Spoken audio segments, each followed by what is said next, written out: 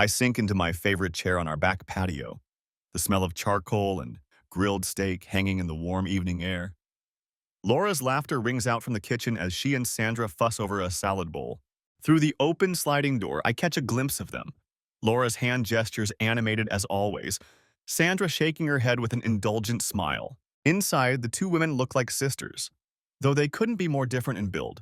My wife, petite and dark-haired, flits about with restless energy, while Sandra, tall and fair, moves with a calm, steady grace. Out by the grill, Greg flips a ribeye and shoots me a grin. "You sure you want yours well done, Mike?" He teases, knowing full well my preference. I roll my eyes. "Medium, you clown. Any more charcoal and I'll need a chisel to cut it." He chuckles and closes the grill lid. "Just checking. You changed your mind on the marinade last time, remember?" I groan dramatically. "One time, Greg, one time. And I still maintain the teriyaki experiment was worth it." Greg shakes his head as if in pity. "Philistine, everyone knows a good steak needs nothing but salt, pepper, and fire." He's playing the backyard chef, red apron and all, the white block letters reading, "Kiss the Cook." I gifted him that apron a decade ago, and seeing him wear it always makes me smile. Greg and I have been best friends since college. 30 years of inside jokes, beers after work, and families that practically merged. He knows how I take my steak as well as he knows my birthday. I trust him with a lot. My embarrassing secrets from freshman year, the spare key to our house, even the godfather role to our daughter. From the stereo in the living room, some classic rock flows out. Greg's doing, no doubt. He always teases that my playlist is stuck in the 80s, but here he is, humming to a Journey song while plating the steaks. Laura slides open the door with her hip, balancing a big wooden salad bowl. "Hope you boys left room for some greens," she calls out, stepping onto the patio. She's wearing the yellow sundress I bought her last month, and even after all these years, seeing her in it makes my heart do a little flip. "For you?" "Always," I reply, winking as I rise to help. At 50, I'm no spring chicken, but I swear Laura doesn't look a day over 40 with that bright smile and those lively brown eyes. I take the bowl from her and set it on the table. Sandra follows close behind with a tray of baked potatoes and grilled veggies. "These two could eat a horse," she jokes, nodding at Greg and me. "But we'll try to civilize them yet, Laura." "Good luck," Laura replies in a conspiratorial stage whisper. "I've been trying for 25 years with minimal success." I chuckle. We are a lost cause, I admit it. We gather around the patio table. Greg, still manning the grill, waves off our attempts to get him to sit. "Steaks need a couple more minutes," he says. "Beer's getting warm," I warn him, pointing to the sweating bottles already set out. He waves a fork at me. "Don't you dare drink mine or I'll burn yours on purpose." Laura pats my shoulder as she takes a seat. "You two argue like an old married couple," she teases. I smirk. "Greg's just jealous you got to me first." Sandra nearly snorts her wine. "Oh, is that the story now? That Greg's been secretly in love with you all these years?" Greg looks over with a wounded expression. "You've uncovered my dark secret, guys. I just hang around hoping Mike will run away with me into the sunset." "Get in line," Laura laughs, leaning over to clink her wine glass to mine. "He's all mine." I grin at her, feeling a flush of contentment. There's an easy joy in evenings like this. Good food, close friends, a gentle summer breeze rustling the oaks in our backyard. If someone had told me back in college that Greg, my wild roommate who once painted our fraternity goat blue, would turn into this apron-wearing suburban dad figure, or that I'd end up married to someone as incredible as Laura, I would have laughed them off, but here we are. I catch Sandra watching Greg at the grill, a soft smile on her face. She and Greg have been married nearly as long as Laura and I, 20 years next spring. Sandra reaches to refill my wine, mother henning as always. "More Chardonnay, Mike?" "Just a splash, thanks," I reply. "Where are the kids tonight, by the way?" "Their daughter's at a sleepover and my Taylor is out with friends," Laura says. I nod. "Our daughter, Taylor, left for college last year, but I still call her my kid out of habit." "Ah, the Empty Nesters Club, huh? Explains why we old folks actually have time for a Tuesday night cookout." Greg finally deems the steaks worthy and brings the platter over. As he sets it down, the scent of perfectly grilled beef mingles with the earthy rosemary from the potatoes. My stomach growls audibly. Everyone pretends not to hear it except Greg, who gives me a triumphant, "I knew you were hungry" look. We dig in, conversation flowing as freely as the wine and beer.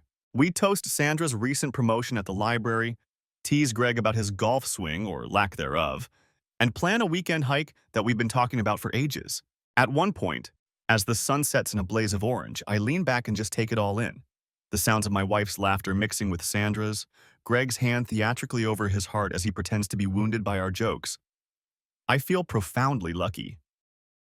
How many people get to keep their best friend through half a lifetime, let alone have their spouse become best friends with that friend's spouse? The four of us, we've built something like an extended family. I catch Laura's eye across the table. She's glowing in the last light of dusk, and she gives me a contented smile that warms me through. In that moment, I can't imagine anything ever breaking this spell of normalcy and happiness. Sure, no marriage is perfect. Laura and I have had our spats over the years, and Greg and I have had a few rough patches too, but at 50, I thought I had life pretty well figured out. A stable job running my own small IT consulting firm, a loving wife who still kisses me goodnight, a loyal friend I consider a brother, and a daughter making her way in the world.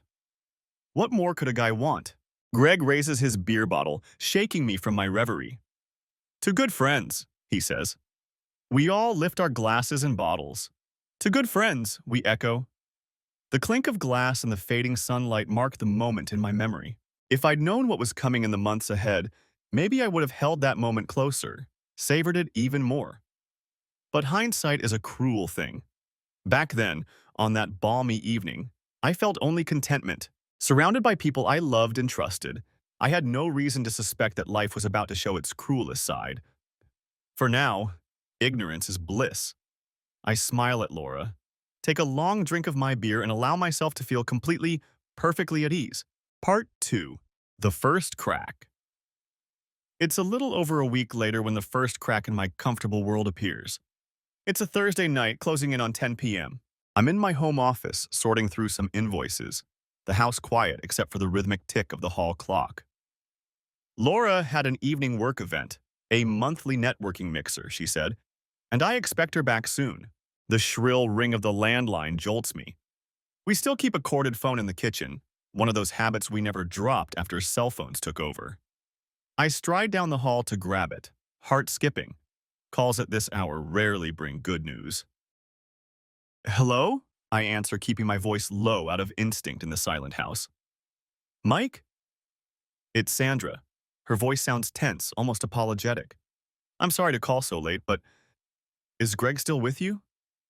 I blink in confusion. "With me?" "Yeah," she continues hurriedly. "He said he was heading over to your place after work, to watch the game or something. I tried his cell, but he's not answering. I thought maybe he turned it off, and I didn't want to drive over if he's just lost track of time. So I figured I'd call your house phone." My mind scrambles. Greg's not here. Hasn't been here at all tonight. In fact, I haven't seen him since our barbecue last week. We hadn't made any plans for tonight. I'd been expecting a quiet evening alone until Laura got home. Yet apparently, he told Sandra he was with me. I feel a small, cold knot form in my gut. "Sandra," I begin slowly. "I'm sorry, but Greg's not here. I haven't seen him today." On the other end, there's a brief, loaded silence. "Oh," she says softly. In that one syllable, I hear confusion splinter into realization and hurt. I see. Maybe I misunderstood. He might have said he was going to see you after something else." She's grasping at straws and not doing a great job hiding the tremor in her voice. I rub my temple. "Maybe he had a change of plans," I offer gently, unsure what else to say. My brain is already churning out scenarios, none of them good. "Do you want me to try calling his cell?" "I already did," she replies, the words clipped. "It's off, or dead. Went straight to voicemail. Sorry to bother you, Mike. It's just late, and you know what? Never mind. Good night." She hangs up abruptly, leaving me standing there with the receiver pressed to my ear and a roaring in my own head. I set the phone down slowly. Greg lied to her. There's no innocent explanation I can think of. He told his wife he was with me, but he isn't. So where the hell is he at 10 p.m. on a weeknight? And why use me as a cover story? I slump against the kitchen counter, a sickening thought coiling in my stomach. Greg is cheating on Sandra. It hits me instantly as the most logical conclusion. He's out with someone, another woman, and used me as an excuse to avoid a fight or suspicion. My first reaction is disbelief. Greg? Stepping out on Sandra? They've always seemed happy, solid. Sure, every marriage has its strains after 2 decades, but he never confided any big problems to me. If anything, I envied how easygoing their relationship appeared. I tried to conjure alternatives. Maybe he really did intend to swing by and got sidetracked helping someone, or went for a drive to clear his head. But lying about being with me? No, that's premeditated. You don't lie like that unless you have something to hide.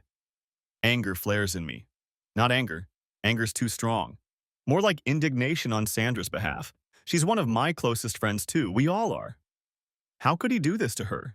And then drag me unknowingly into it? I pace the kitchen, running a hand through my hair. Should I call him?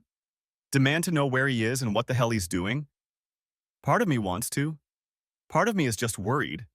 What if something happened? But if something bad had happened, he wouldn't have lied about being with me. As I'm debating, I hear the garage door rattle open. The familiar hum of our car rolling in. Laura's home. I glance at the clock. 10:20 p.m. Later than she said she'd be. I move to the garage entry door just as Laura steps through, juggling her purse and a portfolio from work. She looks a little flushed, a stray lock of hair sticking to her forehead. "You're up late," she remarks, smiling, though her eyes flick over me in a quick assessment. "Had some paperwork," I reply evenly. "How was the networking mixer?" She exhales and sets down her things on the entryway bench. Long. Tedious, honestly. After it ended, John and I stayed back to chat, lost track of time. She slips off her low heels with a sigh of relief. "Sorry I'm late. You didn't have to wait up." Jean. That's her colleague from marketing, I recall. I force a small smile. It's fine. I got caught up in work anyway. Laura steps closer and gives me a peck on the cheek. Her perfume lingers in the air, vanilla, and is something woody. Different from her usual light floral scent. Maybe she wore something special for the event. I search her face for any sign of something amiss. She looks a bit tired maybe, but nothing unusual. She's digging in her purse now. "I was going to text you, but my phone died." She holds up the device, the blank screen corroborating her story. "I think I forgot to close my email app. It just drained the battery." "Ah," I nod, an uneasy feeling stirring. First Greg's phone off, now hers conveniently dead. Coincidence? Has to be. There's no reason to link the two. Unless… No. Stop it, Mike. "You okay?" Laura asks lightly. "You look distracted." I realize I've been standing there, blocking the hall. "Yeah, sorry. Just got a call that threw me off." Her expression tenses just a fraction. "Work call?" "No, from Sandra." At the mention of Sandra's name, Laura's fingers pause, in the act of brushing back her hair. "Sandra called. This late?" "She was looking for Greg. Apparently, he told her he was coming here tonight." I keep my eyes on her as I say it. Laura's reaction is subtle, but I catch it. A flicker of surprise, her brows arch, then knit together. "Why would he… Was he here?" I shake my head. "No, I haven't seen him. I told her as much." Laura lets out a short breath that could be interpreted as relief or just confusion. That's odd. Maybe he had plans to come by and changed his mind. She moves past me into the kitchen, retrieving a glass to fill with water. Her back is to me now. "Did she sound upset?" "Worried, I think," I reply. I follow her into this kitchen, leaning on the doorframe. I felt bad. She clearly didn't know where he was. Laura takes a long sip of water, then sets the glass down with a soft clink. I'm sure there's an explanation. Greg probably didn't want her to worry if he was out late with some of the guys from work or something. She offers this casually, but something in her tone is too casual. "Maybe," I say. Still strange he'd use me as an excuse and not give me a heads up. Laura turns to face me, arms lightly crossed. "You know Greg. He probably thought you'd be asleep and didn't want to bother you. Or maybe…" She hesitates, then shrugs. "Maybe he's doing something stupid. Men have midlife crises and do dumb things. But I can't imagine Greg would risk what he has with Sandra." I study her face.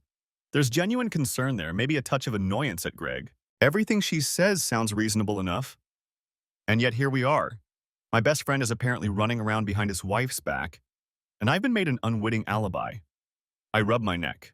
Yeah, me neither, I mutter, though in my chest that cold knot has only grown tighter. I hope it's nothing. Laura steps forward and wraps her arms around me, resting her head on my shoulder. I'm sure it's fine, she murmurs. Let's get some sleep. You're probably exhausted. I hug her back automatically, the warmth of her body usually a comfort. But tonight my mind is miles away.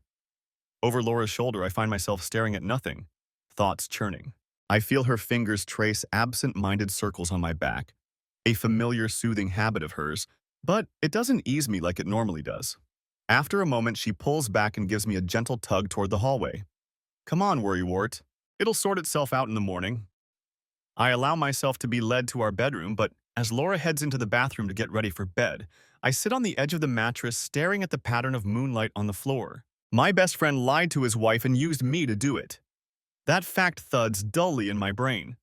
I think of Sandra's voice on the phone, how small it sounded, the betrayal already taking root.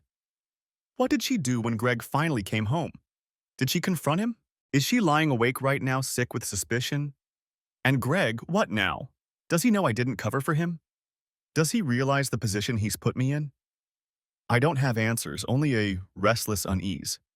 Something in our little world has shifted tonight. I can feel it in my bones, even if I can't name it yet. When Laura emerges, we slip under the covers and exchange the usual goodnight peck. She's asleep within minutes. I can tell by her steady breathing. I, however, lie awake for a long time, eyes on the ceiling. In the darkness, one thought keeps echoing. Why did Greg have to lie, and who was he with? A sliver of something like fear worms into my mind. I shove it aside, refusing to give shape to that particular shadow. Laura's soft breathing beside me should be reassurance enough that all is well in my marriage. Yet I can't shake the memory of Sandra's shaken voice, or the way Laura paused when I mentioned it. I tell myself it's just concern for our friends, that tomorrow, Greg will have some stupid but benign explanation. Maybe a surprise party for Sandra's birthday next month, or a poker night he was too chicken to admit to. Something that will restore the normalcy. Still, as I eventually drift into a fitful sleep, I can't escape the sense that the foundation beneath us all has begun to crack, if only by the slightest fraction. Part 3. Shadows of Doubt. Morning light finds me bleary-eyed and restless. Laura has already left for work by the time I drag myself out of bed. I vaguely recall her peck on my forehead and a soft, "See you tonight," while I pretended to be more asleep than I was. I wasn't ready to face conversation over breakfast, not with the tangle in my head. Instead of my usual routine of a morning jog, I find myself nursing a mug of coffee at the kitchen table, phone in hand. There's a text from Greg sent just after 7 a.m. Hey, can we talk? Meet me at Jackson's Deli at noon. I stare at the message. At least he's reaching out.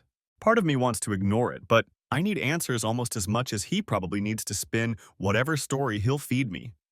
With a curt "okay" typed out, I hit send. The morning crawls.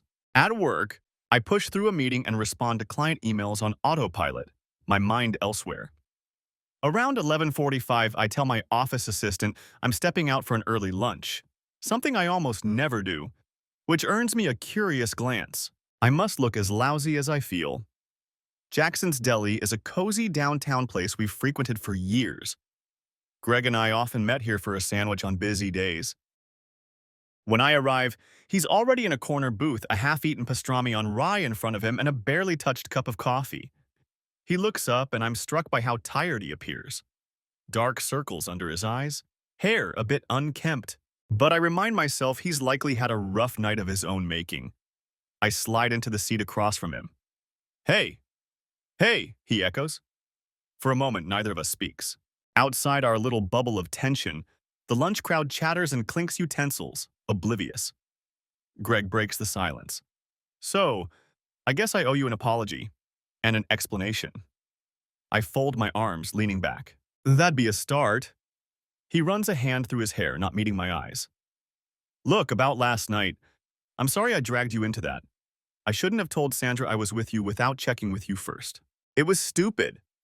I let that hang a beat. Stupid? Yeah, and pretty damn unfair to me. He nods contritely. I know.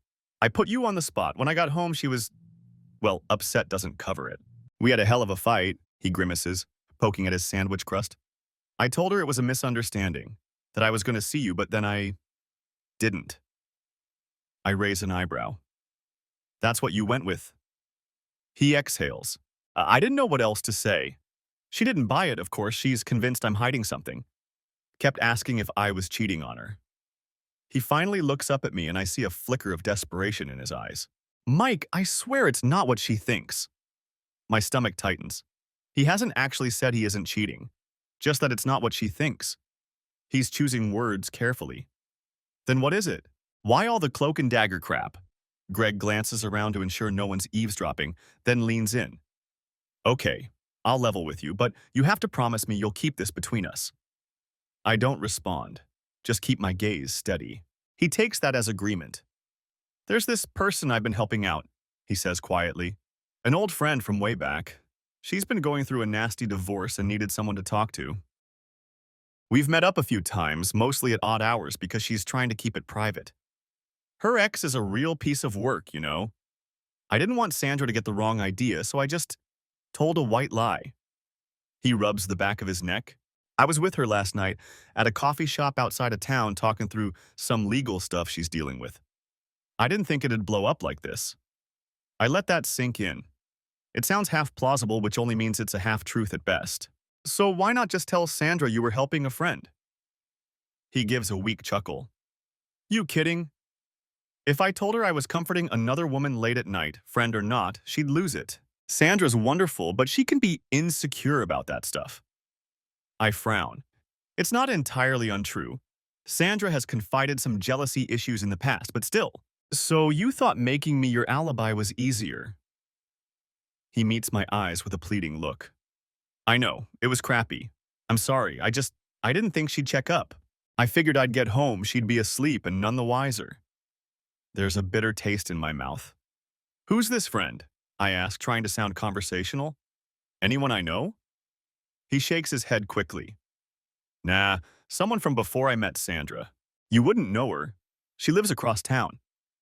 He's too quick to dismiss the possibility I know her. My instincts flare. This explanation is constructed to deflect me as well as Sandra. I stare him down for a moment. Should I call him out? Demand more proof? If he's lying, he'll just dig in.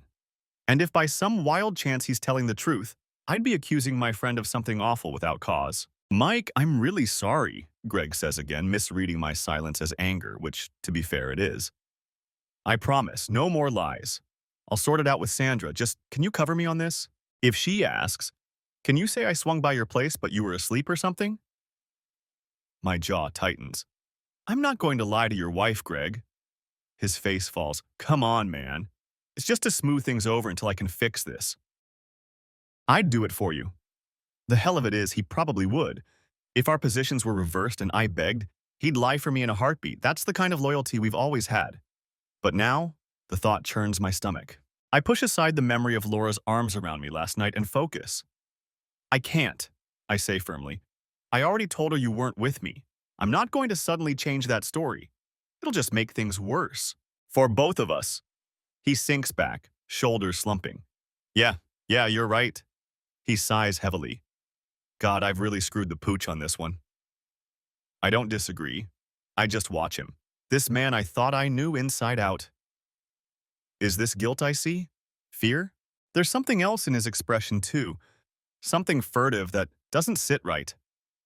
Look, Greg, I say after a moment, softening my tone. If there's more to this, you'd tell me, right? We've been friends too long for BS. He bites his lip, then nods vigorously. Absolutely. There's nothing more, Mike. I'm not having an affair, okay? I was just trying to do a good deed and it got messy. I love Sandra. I'd never heard her like that. The words come out earnest, but I notice he can't quite hold my gaze at the end. I nod slowly as if convinced. Inside, I'm unconvinced of anything. We part with an awkward half-hug. Let me know if you need anything, I offer out of habit. Greg forces a grateful smile, and then I'm left standing on the sidewalk watching him hurry off, shoulders hunched, as if under a weight. My heart is heavy as I walk back to my car. If his story is false, then he's cheating on Sandra and looked me in the eye to deny it. If somehow it's true, he's put me in a terrible position for a misguided reason. Neither scenario sits well. Back at the office, I find it impossible to focus. Around 3 p.m., my phone buzzes with a call. Sandra's number.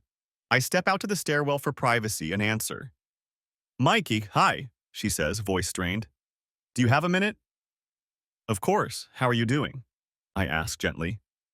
A bitter laugh crackles through. I don't know. I confronted Greg last night. He denied everything, of course. Some nonsense about planning to see you but working late instead. Then driving around because he was stressed. It made no sense. I lean against the cool concrete wall. I'm sorry, Sandra, that sounds awful. He's lying to me, she says flatly. I know it. I don't have proof of what, but I can feel it. And I don't know what to do. Her voice wavers, and I picture her, likely holed up in her office or car trying to hold herself together. It twists my gut. Have you considered... do you want me to talk to him? The words feel inadequate even as I say them. She sniffles. I don't know. Maybe he'd tell you the truth if you pushed? You're his best friend. I hate dragging you into this, but I feel like I'm going crazy. He's been acting strange for weeks. Weeks, I echo. This might be key. What have you noticed? Sandra hesitates, then unloads. Greg has been distant, on edge. Late work nights that didn't used to happen. 2 weekend trips in the last month he claimed were for work conferences. Trips he'd never mentioned until the last minute. New clothes she hadn't seen him buy. And he started keeping his phone practically glued to him. He even set a password on it recently, which he'd never bothered with in the past. Each detail is a fresh pinprick in my mind, mapping out a pattern. I recall Laura taking a weekend to visit her sister a month ago. Was it the same weekend Greg was at a conference? And that other weekend she was supposedly on a team-building retreat, was Greg working then too? My pulse quickens as I mentally line up dates.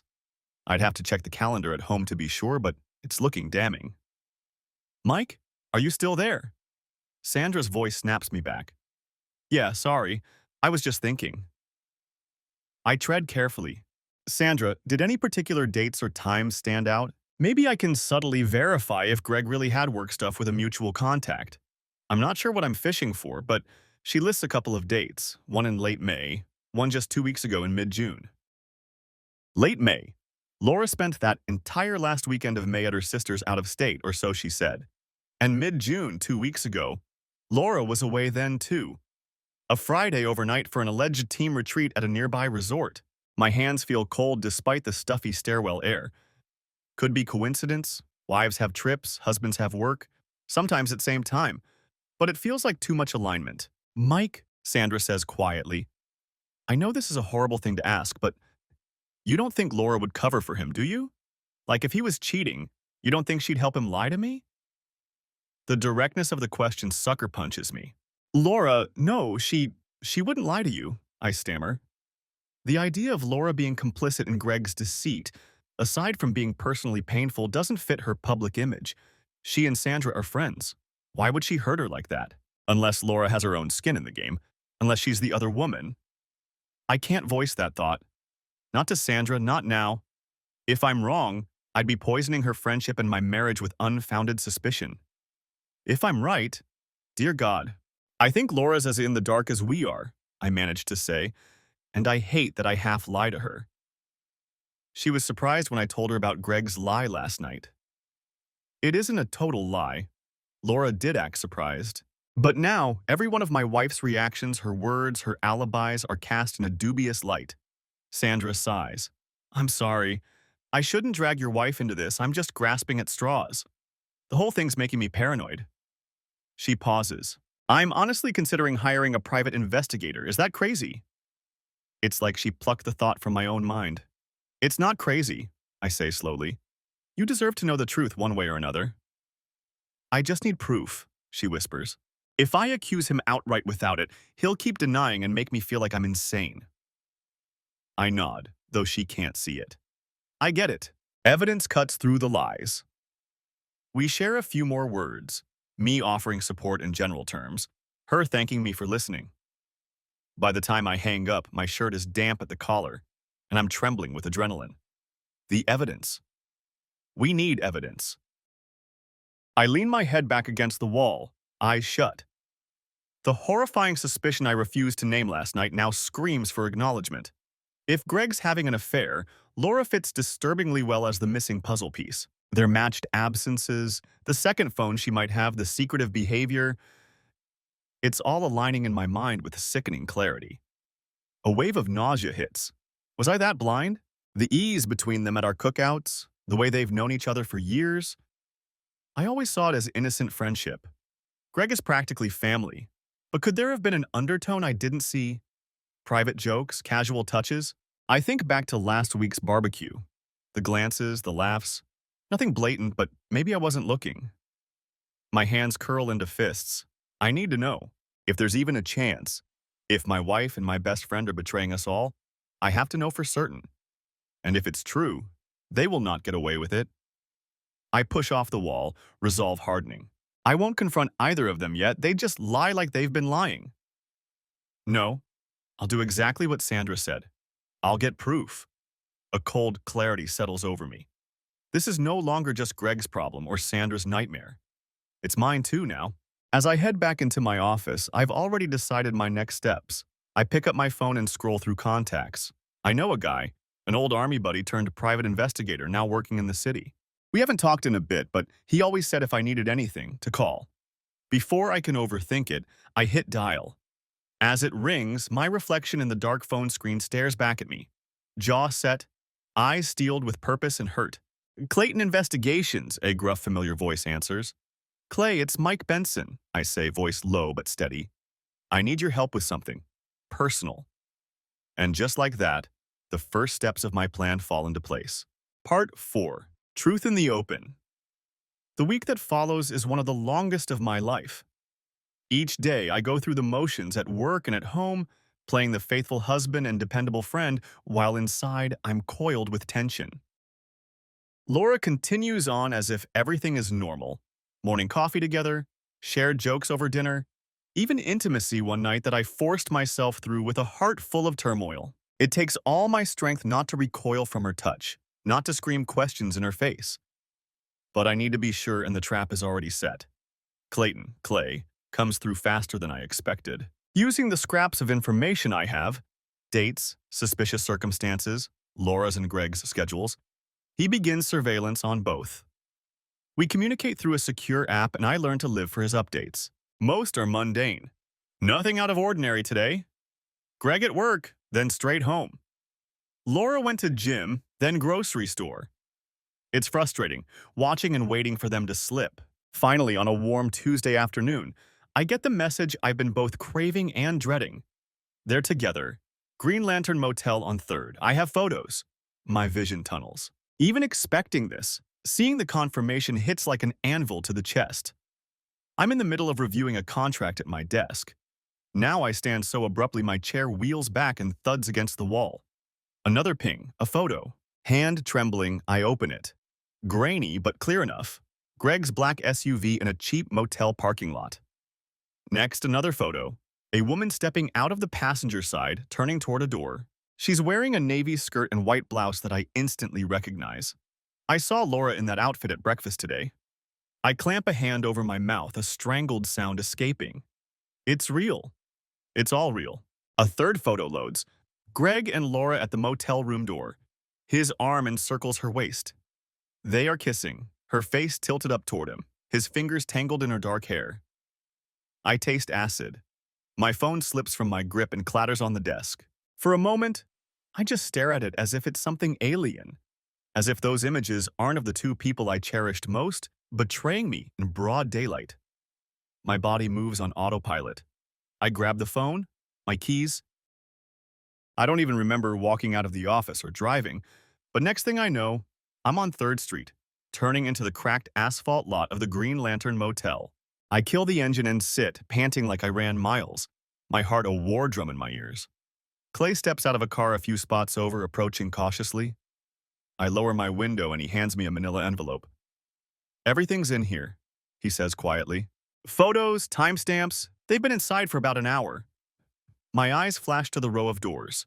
Number 6, he told me. There it is, smugly closed, blinds drawn. Behind it, my wife and my best friend are. I squeeze my eyes shut. The images that come are unbearable. You want to confront them? Clay asks, reading my face. Or I could go knock if you want the photos without a scene. He's giving me an out. Evidence without personal trauma. But I shake my head. No, I need to see with my own eyes. My voice doesn't sound like mine. It's flat, cold. Clay nods. I'll be right here if things get ugly. I step out of the car. The afternoon sun is glaring and hot, but I feel cold all over. With each step towards door 6, my legs threaten to buckle.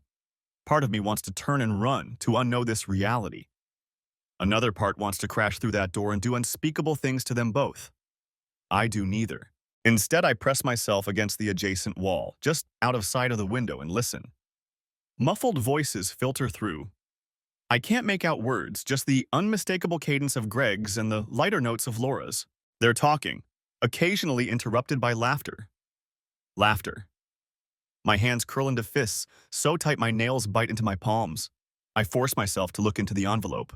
On top is a glossy 8 by 10 print of them kissing by the door, clearer than the phone image. The proof is undeniable. Below it, another of them walking into the room hand in hand. Something in me breaks. The manila envelope slides from my fingers to the ground. I lean back against the wall, eyes burning. My breath comes in shudders as I fight the urge to kick down the door and scream. Instead, I take a step forward and with a steadiness I didn't know I had left, rap on the door. 3 sharp, hard knocks, inside silence. Then I hear Greg's voice, closer now. Service? We didn't order anything. My voice, when it comes out, is astonishingly calm. Room service, management sent me. A beat. The door cracks open, secured by a chain. Greg's face appears in the gap, annoyed. We didn't... Our eyes meet, and his go wide as saucers. I see panic flood them a split second before he slams the door shut reflexively, fumbling with the chain. I hear scrambling inside, raised voices. Laura's startled cry, some cursing from him. A moment later, the door flies open again, this time fully. And Greg stands there, pale and shirtless, jeans hastily pulled on. Behind him, Laura is partially wrapped in a bedsheet on the edge of the unmade bed. The smell of sweat and guilt wafts out into the summer air. For a heartbeat, none of us speaks. We just stare. 3 statues in a grotesque tableau. Greg's mouth works, but nothing comes. Laura's eyes are locked on me, her face drained of all color. She looks like she might faint. I find my voice first, low and tight. Don't stop on my account. Mike? Laura's voice cracks. She stands, clutching the sheet to her chest as if it can shield her. Mike, Shut up! My words lash out harder than I intended. She flinches, tears already streaming down her cheeks. Good, I think savagely. Cry? You should cry. Greg steps forward, hands out in a placating gesture. Listen, Mike, this isn't what it looks like. I bark a laugh so sharp it hurts my throat. Not what it looks like. Really, Greg? Because it looks like you're half naked in a motel room with my wife. I shove the glossy photo against his bare chest. He grabs it reflexively and then glances down. His face twists in shock and shame, seeing their betrayal captured on paper. Laura lets out a choked sob. Oh, God. My eyes snap to her. Save it. Just save it. I can't bear to hear whatever feeble excuse or apology she might offer. My control is slipping. I feel the tremor in my limbs, the roaring in my head. I need to leave before I do something I'll regret. But I also need to say something to sear this moment into them forever. You two deserve each other, I manage, voice shaking with fury. All the lies, the sneaking around. Was it worth it? Was he worth it, Laura? My wife of 25 years crumples onto the bed, sobbing into her hands. Greg moves as if to comfort her, then stops, knowing how that would look. He turns back to me, eyes pleading. Mike, please, let me explain. I raise a hand, and he actually falls silent. We're way past explanations. You know what comes next. I fix them both with the hardest stare I've ever mustered. It's over. Everything. Don't bother coming home, Laura. You lost that privilege when you shacked up here. I'll have your things sent. My voice hardens into a near growl on her name. She whimpers. Mike, please, she begs, daring to stand and step toward me. Her sheet slips a little, and disgust wells up so fiercely I almost retch. I back away as if her approach might burn me. Greg starts, "What can I do?" "You?" I cut in, nearly spitting the words. "You can go to hell, Greg." He flinches. Good. I take one long final look at them. Greg, frozen with guilt and fear. Laura, crumbling under the weight of her betrayal. I want to etch this image into my mind. Theirs is seared in mine. It's only fair. Without another word, I pivot and walk away. My chest is heaving, and something hot and wet streaks down my face. Tears, rage, heartbreak, I don't even know. Behind me, I hear Laura wail my name, hear Greg bark something like, "Mike, wait!" But neither follows me past that threshold. Clay is by his car, eyes wide. Jesus, my... I shake my head and keep moving, fumbling for my keys. Somehow I manage to get in my car. My vision blurs as I peel out of that godforsaken motel lot. I drive blindly for blocks before I have to pull over, chest constricted. And there, in the quiet anonymity of a Walmart parking lot, I shatter. I pound the steering wheel with my fists until they ache, a guttural scream tearing out of me that no one but the empty car hears. It feels like I'm dying, every ragged breath a knife in my lungs. But buried beneath the agony, something steely and bitter keeps me from collapsing completely. A voice inside reminding me, they did this, they chose this, and they will pay. It takes a long time before I can drive home, and even longer to quell the tears.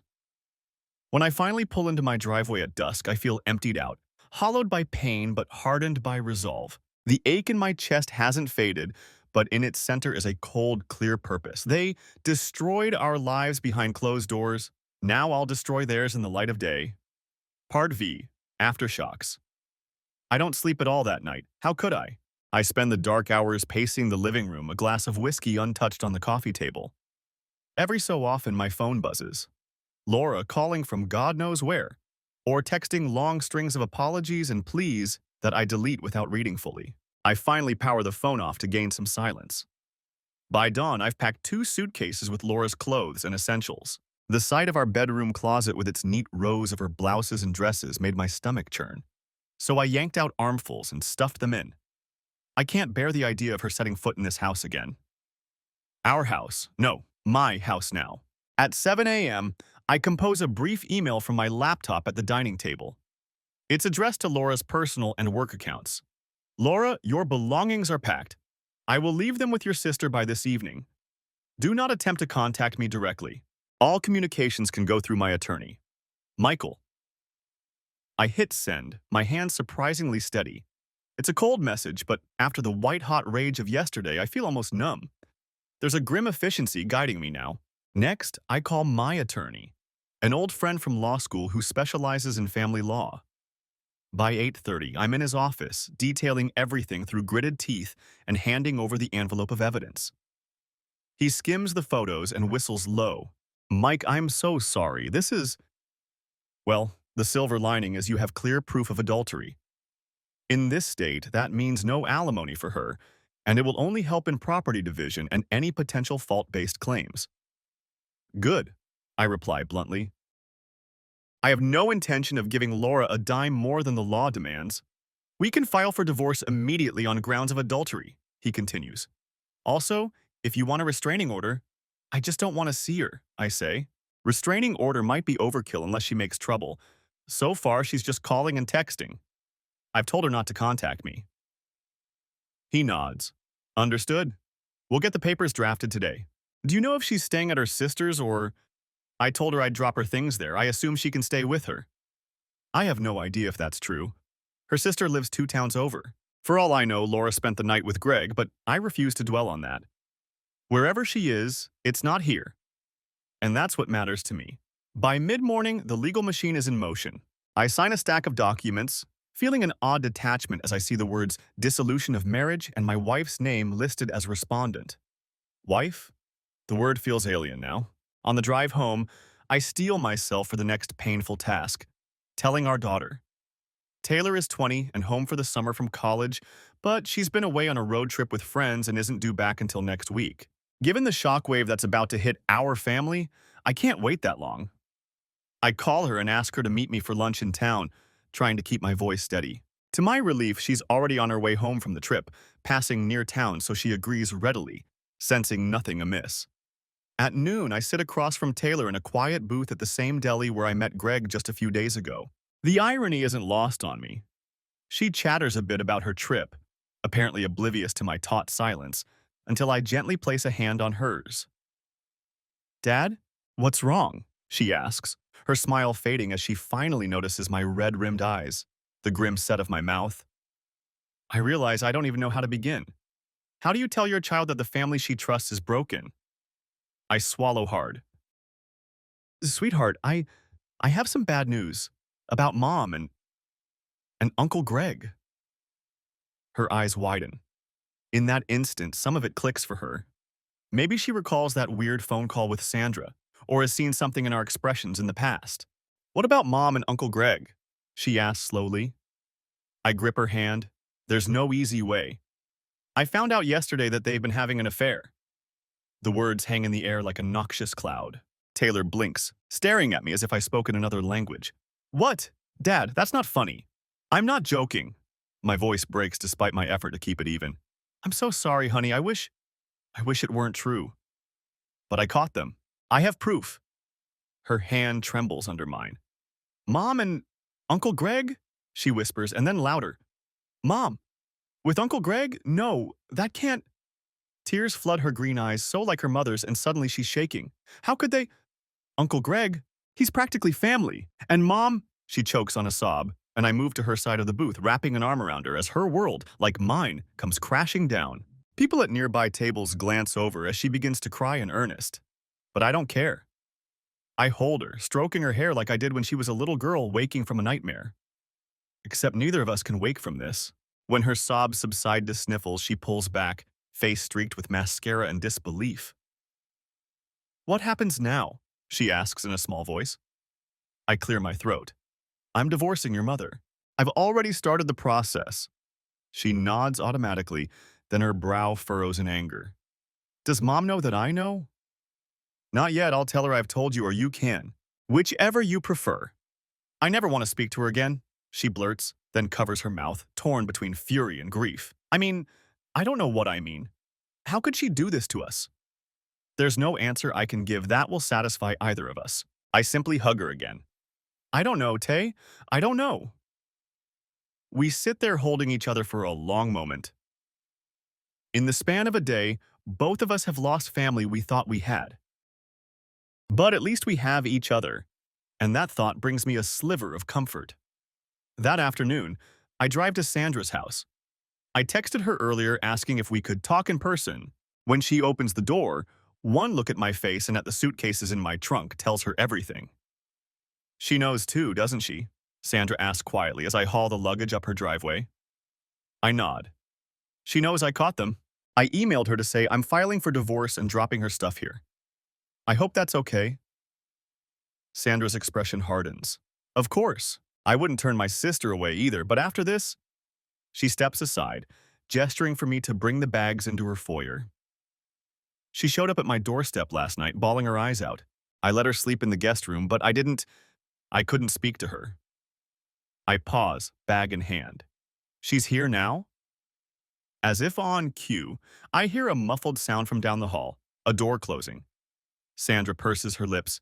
Yes, she's avoiding me, probably for the best. Do you want to talk to her? Or shall I get her? The last thing I want is a face-to-face with Laura right now. I shake my head firmly. No, I've said all I need to. My lawyer will handle any further discussion. Sandra wraps me in a swift, fierce hug. I'm so sorry, Mike, for everything. I hug her back, careful not to let my emotions overflow. You have nothing to apologize for. They did this. She steps back, eyes shining with tears she's holding in. I kicked Greg out last night. He's staying God knows where. And I called a lawyer this morning, too. I expected no less. I place a gentle hand on her shoulder. Good. We'll get through this. They're not going to get away with it. A flicker of steely satisfaction passes between us. Two betrayed spouses united in a resolve for justice. If you need anything, day or night, I tell her, call me. You too, she replies. We're in this together, right? Right, I agree softly. As I turn to leave, a figure appears at the end of the hallway. Laura. She's in yesterday's wrinkled clothes, hair disheveled, eyes swollen from crying. Seeing her in such a state tugs painfully at old instincts, to comfort her, to help. But I crush those feelings. She notices me and takes a tentative step forward. Michael? Her voice is ragged, barely above a whisper. I hold up a hand, stopping her in her tracks. No, we are not doing this, not here. She wraps her arms around herself, tears spilling anew. Please, just let me save it, I cut in, my tone ice. I'll speak to you through lawyers, that's it? Behind me, Sandra stands with arms crossed, face like stone as she watches her sister's disgrace. Laura looks between us and realizes she'll find no sympathy here. Fresh tears slide down her cheeks. I'm so sorry, she keens softly. I can't listen to that word again. Goodbye, Laura. With that, I turn and walk out, leaving her trembling in the doorway as Sandra silently closes the door behind me.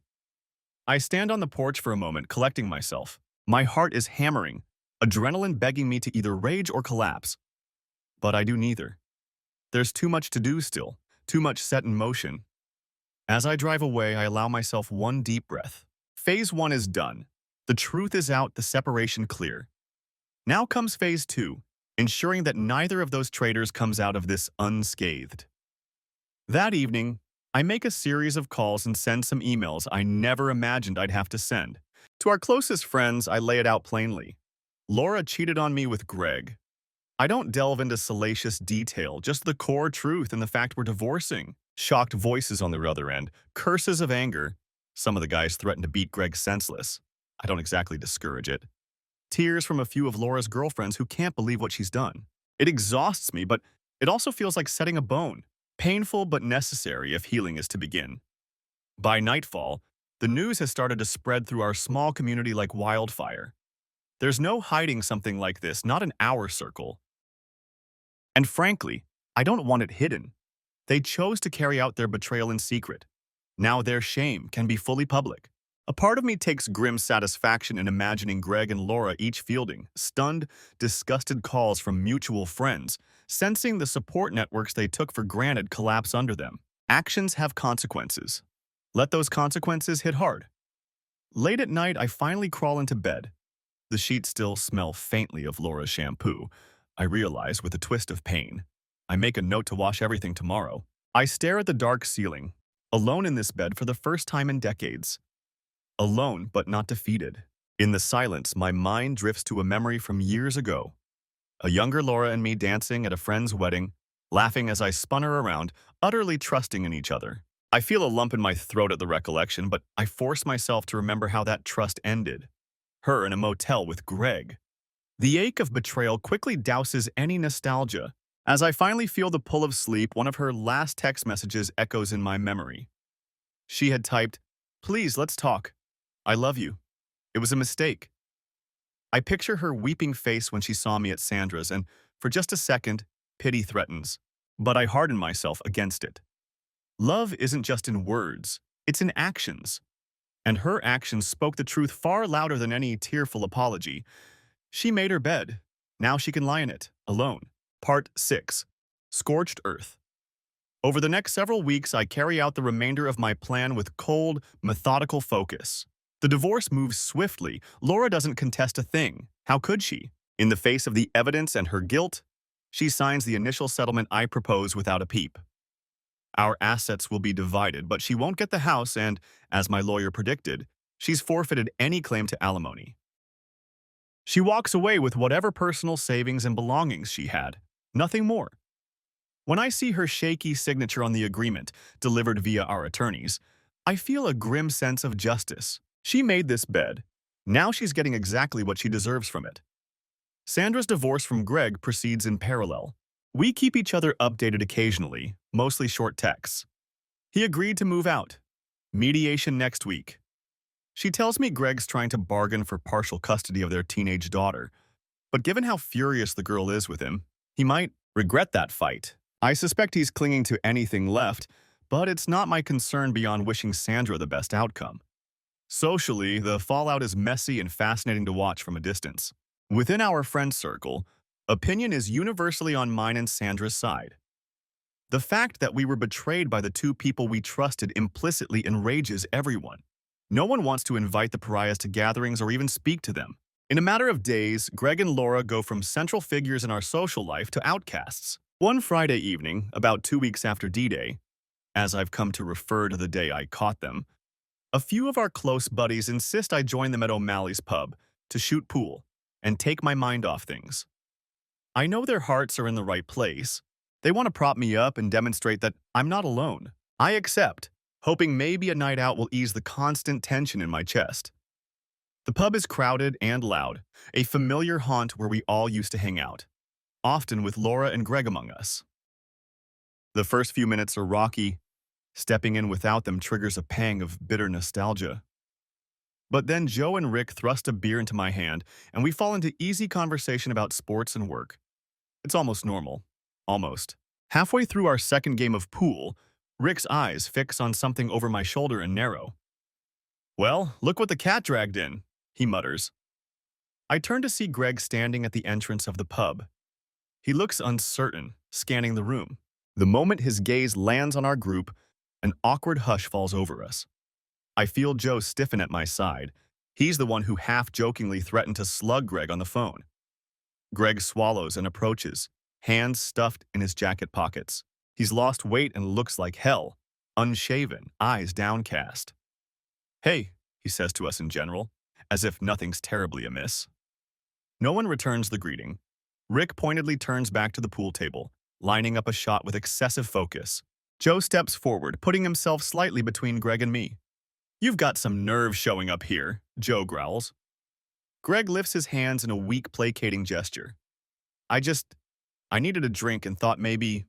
Look, I know I'm not welcome. I just wanted to talk to Mike, actually. At that, Joe's jaw tightens. "Anything you got to say to Mike, you can say in front of us. And frankly, I doubt he wants to hear it." I touch Joe's shoulder lightly. "It's okay." To Greg, I say, "Speak. Say whatever you came to say, then go." Greg's eyes flicker with embarrassment under the glare of his once friends. He clears his throat. "Mike, I owe you the biggest apology in the world. I was a terrible friend, the worst. I don't know why I did what I did. Midlife crisis, stupidity. I've ruined everything. I'm so sorry." His voice cracks. "If I could take it back, I would. I miss you, buddy. And I know I have no right to say that, but I'm sorry. For all of it." A bitter silence follows his words. I stare at him, feeling oddly detached. I expected to feel rage or satisfaction at his groveling, but instead I just feel empty. He looks genuinely pitiful, shoulders slumped, eyes wet. This man before me is a far cry from the confident, joking guy who wore a kiss-the-cook apron in my backyard. It's like watching an addict beg for one more chance after burning every bridge. Before I can form a response, Joe steps in. "That's your apology?" he spits. "You don't know why you did it? Bullshit, Greg. You knew exactly what you were doing when you slept with Laura.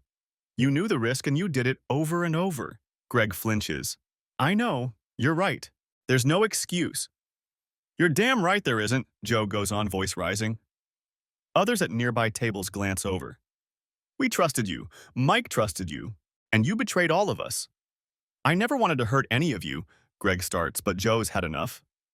In one swift motion, Joe draws back and swings a solid right hook into Greg's jaw.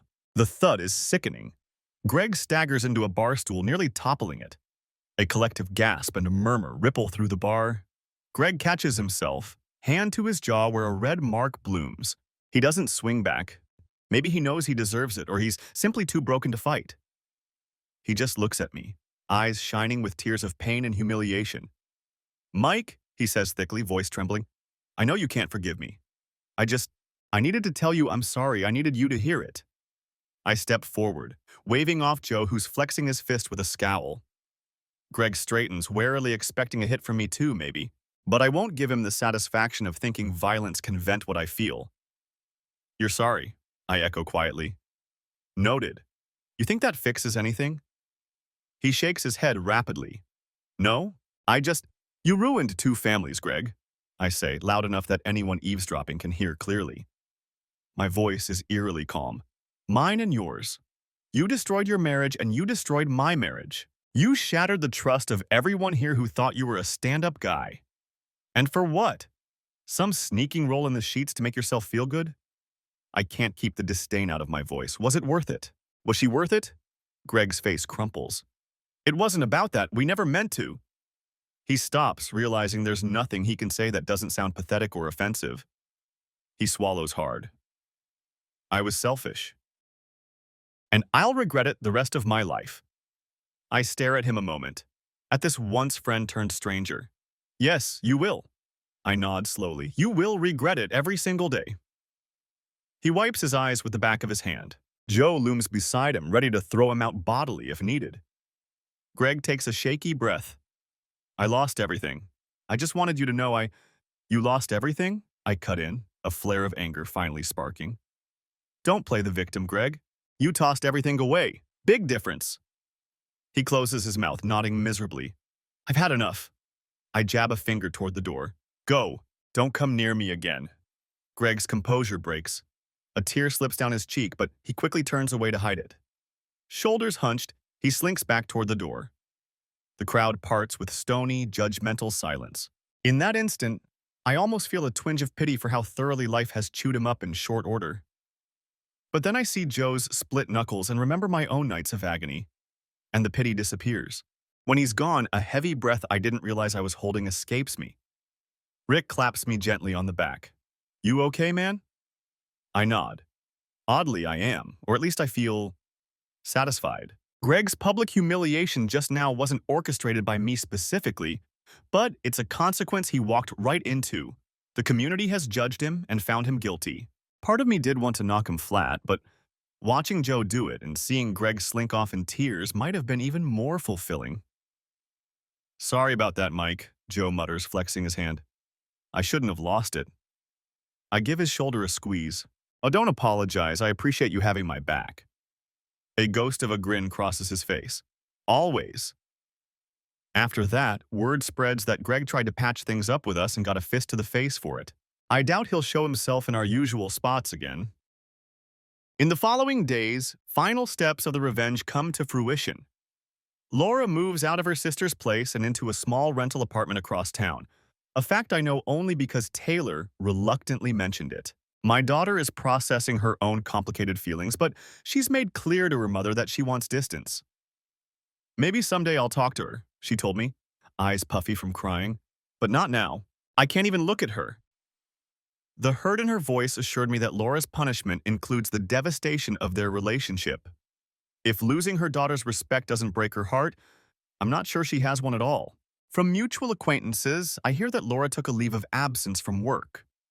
Apparently, showing up at the bank, where she's known as a cheerful, upstanding accountant, was too daunting when everyone within earshot likely knew of her affair. Her career might recover, but the whispers will follow her for a long time. Every sideways glance from a coworker, every awkward silence in the break room is another cut of consequence. As for Greg, he resigned from the community softball league we all played in and stepped down from the Rotary Club. Little things in the scheme of life, but they were big pieces of his identity. He cited personal reasons, but everyone knew. No one rallied to ask him to stay.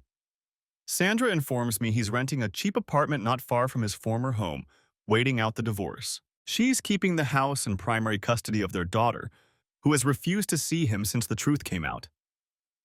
He's miserable, Sandra reported to me one day, not with glee, but with a sort of exhaustion. To her credit, she's not a vindictive person. She's just done with him. He said he hopes our daughter will talk to him eventually, but she's so angry I don't see it happening soon. I thanked her for the update. Miserable is exactly what he should be. In quieter moments, I sometimes find myself wondering how often Greg and Laura even see each other now. With both their marriages in ruins, will they cling together out of some twisted sense of comfort? Or has the reality of what they've done made it impossible for them to even look at each other? I don't ask, but I hear snippets. According to one mutual friend, Greg confided that Laura won't answer his calls. And Sandra mentioned offhandedly that Laura told her the affair was over and she never wants to see Greg again. It appears that whatever illicit fantasy they shared has evaporated under the harsh light of day. There will be no happily ever after for the cheating lovers, only mutual blame and regret. In a way, that's the final justice. They destroyed us and in doing so, destroyed each other. One evening, about a month after everything, I get an unexpected text from Laura. I know I'm the last person you want to hear from, but I need to express this. You didn't deserve what I did. None of it. You were a good husband. I will feel remorse until my last breath. I hope someday you find it in you to be happy again. Laura.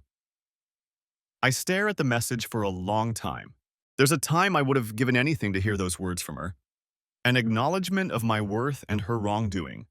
Now it feels hollow. Still, I find myself not deleting it immediately.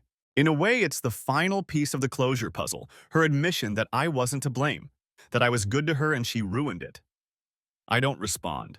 There's nothing left to say. The next morning, our divorce is finalized in a quick perfunctory court hearing that Laura doesn't even attend. Her lawyer appears on her behalf. Just like that, 25 years of marriage legally severed in 10 unemotional minutes before a judge. When the gavel bangs, I feel no joy, just a weary relief. Outside the courthouse, the early autumn sun is bright. I tilt my head up to it and take a deep breath. It's done. I got my justice, legal, social, emotional, all of it. They are left with ashes, reputations shattered, relationships destroyed, and plenty of lonely nights to contemplate their choices. And me? I'm left with scars, yes, but also with my head held high. I didn't stoop to their level. I didn't commit any crimes of passion or irrational acts. I fought back with the truth and let consequences rain down on them. In the end, I'm still standing. They, on the other hand, are lying in the wreckage they created. I start walking to my car, each step feeling a little lighter than the last. Part 7. Epilogue. 3 months later, on a crisp December afternoon, I find myself exactly where I started. On my back patio, gazing at a winter sunset. The oak trees are bare now, the air carries a bite, and I'm bundled in a sweater nursing a mug of hot coffee. It's quiet. Peaceful. Inside, I hear faint laughter. Taylor is over for the weekend, FaceTiming a college friend in the living room. Hearing my daughter laugh again, freely and without sadness, is like a balm to my soul. We've grown closer through all of this, a bond forged in adversity. She still isn't speaking to her mother, though I suspect they'll find some equilibrium in time. For now, Taylor says I'm her hero for how I handled things, an idea that once would have made me uncomfortable, but now I accept with quiet gratitude. I take a slow sip of coffee and close my eyes. If I listen hard, I can almost hear echoes of the life that was. Laura's laugh as she called the girls to the table on a summer day, Greg's banter by the grill. Ghosts of a past that feels like a lifetime ago. They drift through my mind and then dissipate into the chill air. Am I happy now? It's a question I've asked myself a few times. The honest answer is complicated. I'm relieved, vindicated, and at peace with the choices I made. That burning need for retribution that once kept me awake at night has been quenched. In its place is a somber acceptance. I didn't just want them to hurt, I wanted balance restored. And in a way, it has been. They reaped what they sowed. Yet happiness, that's something I'm still rebuilding toward. And that's okay. I've learned that healing isn't a final destination but a journey, one I'm walking one day at a time. I open my eyes and watch the sun slip below the horizon, painting the sky in bands of red and gold. This weekend, I'm repainting the guest room, turning it into a home office for the consulting projects I put on hold. Next week, I might drop by that new gym Joe keeps pestering me to join. Little by little, I'm carving out a new life from the ruins of the old. I won't pretend there aren't scars. There are nights I wake up from a dream about Laura, and for a moment it feels like the gut punch all over again. But those nights are happening less frequently, and when the pain flares, I remind myself of the truth. That chapter is over. I survived it. Inside the house, I hear Taylor call out, "Dad, come see this!" Probably something funny on her phone. I smile, heartened by the enthusiasm in her voice. "Be right there," I call back. Before I go inside, I slip off the simple gold band that's still on my finger and hold it for a moment. I wore this ring out of habit in the weeks after the divorce, perhaps as a way to mourn what was lost. But I realize now, it's time to let it go. Gently, I set it down on the patio table. Maybe I'll tuck it away later as a keepsake for my daughter, or maybe I'll pawn it. Its significance to me is gone. I inhale the cold air, exhale slowly, and step back into the warm glow of the house. As I close the door in the twilight outside, I feel something close inside me as well. A final page turning. In the end, there were no winners in this saga, but at least I'm not defeated. I have my dignity, my family in a new form, and the unbroken integrity of knowing I stood up for myself when it mattered most. The people who betrayed me have been left to face themselves and the wreckage they wrought. Perhaps in some distant future, forgiveness might visit my heart. Or perhaps not. Either way, it's no longer a weight I carry daily. Justice was served, cold, precise, and complete. Now I'm ready to leave the table and move on. As I join my daughter, she flips the phone around to show me a silly video, and we share an unburdened laugh. In this small, precious moment, I catch a glimpse of something I wasn't sure I'd feel again. Hope, and it tastes surprisingly sweet. The end.